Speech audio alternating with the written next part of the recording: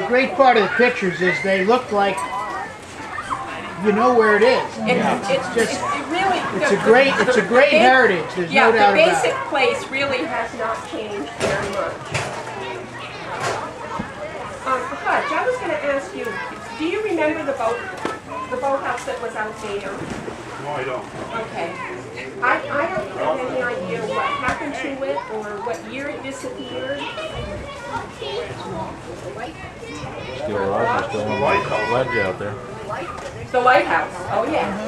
Yes, I remember the lighthouse. Yeah.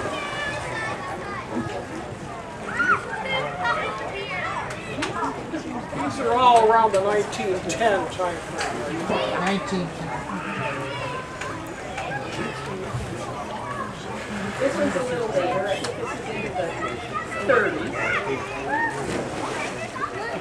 That's the bathhouse on the right. That little building, Bill, that little building actually became the men's bathhouse. It got turned around and it was put parallel to the lake, and then another building similar to that but quite a bit longer was added onto the front.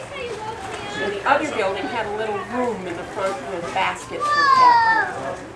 Yeah, that building was turned, what, 90 degrees? Yes. They moved back up on the beach considerably. Moved back up on the beach.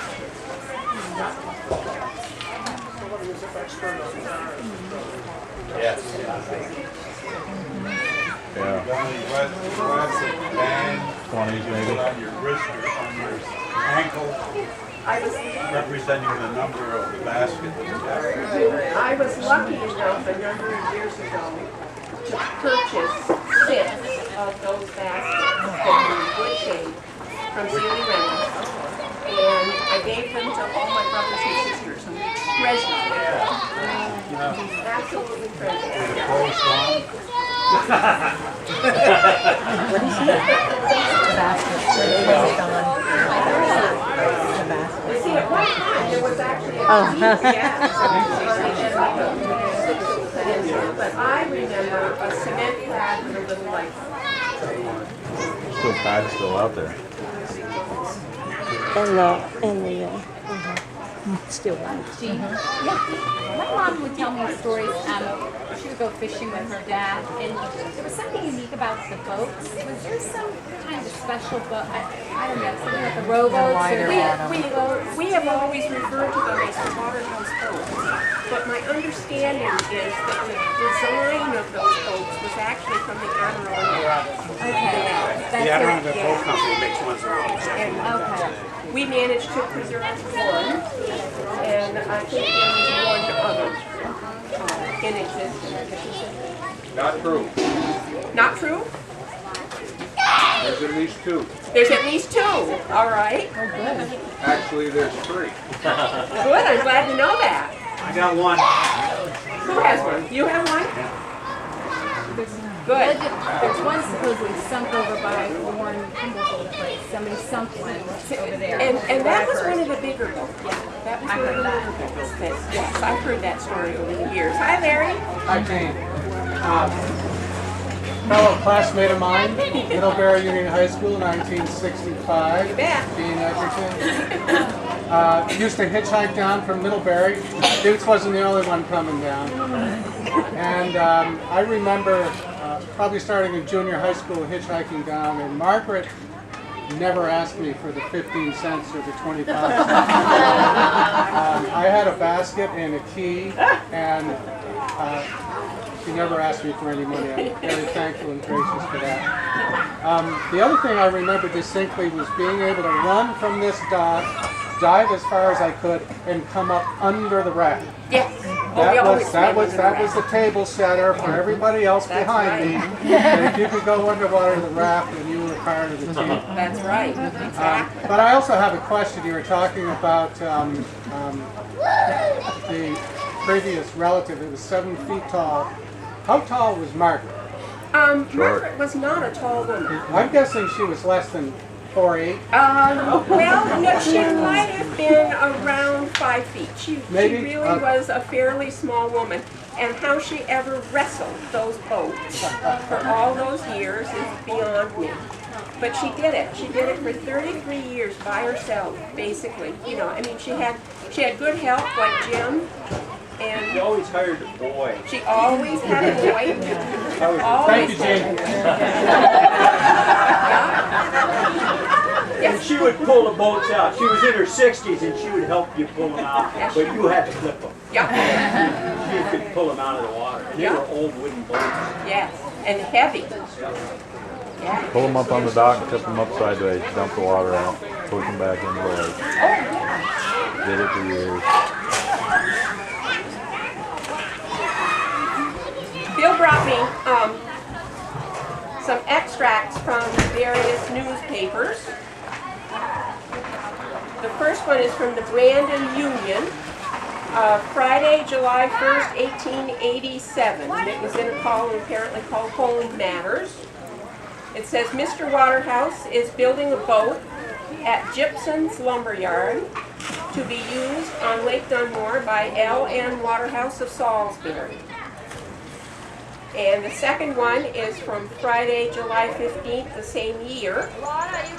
On Saturday, Mr. William Waterhouse finished another boat for L.N. Waterhouse's boat livery on Lake Dunmore. It was about the size of its predecessor, 15 feet long, and is a good-looking craft for a board boat. And the third one is from the Rutland Herald, Thursday, April 12, 1905.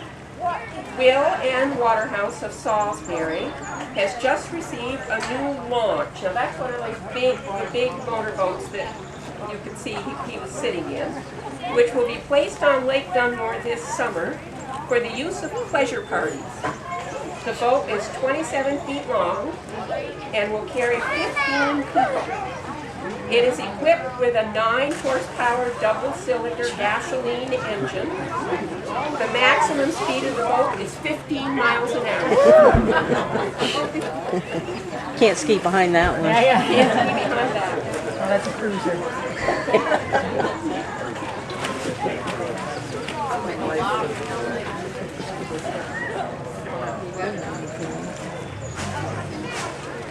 We found a number of photographs of Waterhouses in 1947 flood. And That's what I was wondering, Julianne. Maybe that's when the boathouse. Maybe it that's what flooded. I was thinking too. Yeah, either then or I think it might have been there a little bit after that. I'm not sure. It could also have been blown down in the 1938 hurricane. There's a boat right there. There's one of those. Phil, is that one of Brampton's or is that Oscar's? It's not Oscar's. It's one of Brampton's.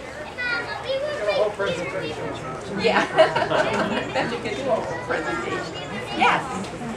I'll just throw some stuff out about the boats. Maybe some of it's right, Yes, some of sir. it isn't. But the boats were all built right across the road in those barns. Built in Cyprus. Yep. And in the 1930s, after the bottle died, Margaret tried to give my dad the patterns to those boats to build more, but he reluctantly did not take them. He didn't talk about that for most of the rest of his life. Yeah. But he did end up with 2 of them, which late in his life I still have one in reasonable condition, considering its age. But he turned it over and made a mold out of it and made my mother an absolute replica of the thing in fiberglass. Wonderful. Which is now hanging in my barn Wow. on Maud's boat. That's wonderful. And it's still serviceable. Yeah. Tom, do you know where the patterns, did the patterns go to the Maritime Shelburne Museum The has them. Maritime Museum? Yeah. Yeah. Okay. Yeah, Sheldon couldn't do anything with them, Right. so they didn't want them, so they gave them to the Maritime They Museum. were given to the Maritime Museum. Yeah. And I don't think there's any other one that like it exactly. Never been able to find the mate to it across the lake. Yeah. It's slightly different than the pulling boats over there. Yeah, I think the Adirondack boats all had a basically a canoe nose on both ends, and these were all flat. There are champagne glass transom boats over there, but not exactly like those. Yeah. So we always refer to them as the Waterhouse boats. Yeah. Yeah. I've got It's the only place anybody's ever seen it, Yeah. as far as I know. I've got the third And one. we've looked. I suspect that he took the pattern of whatever Adirondack boat and modified it for his own purposes. Yeah. Yes. That 1905 reference or 6 reference, Yeah. that was a gasoline-powered boat, but this probably is. Oscar Schroeder's was always steam-powered. That's right. Oscar's was steam powered. I've forgotten. Yeah. The boathouse you were talking about over here was where that was built for that boat. For that, yes. Yes, I'm sure you're right, Joe. Yeah.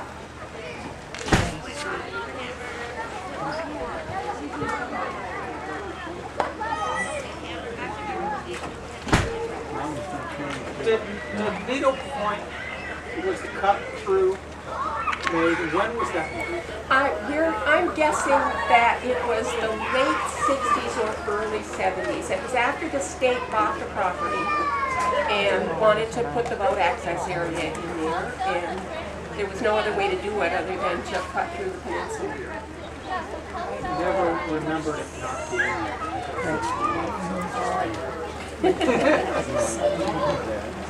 The other thing when the state put that through, Gene, Yeah. the reason behind cut through was only to be big enough for a small fishing boat to go through. Yes. For the state access. Yes. Yes. And I do remember, I didn't do it, but you showed pictures of those tall trees, of other guys jumping off those trees. They were the bane of Aunt Margaret's existence because the kids were always taunting each other to jump out of those trees. And she was always terrified that somebody was going to get really hurt.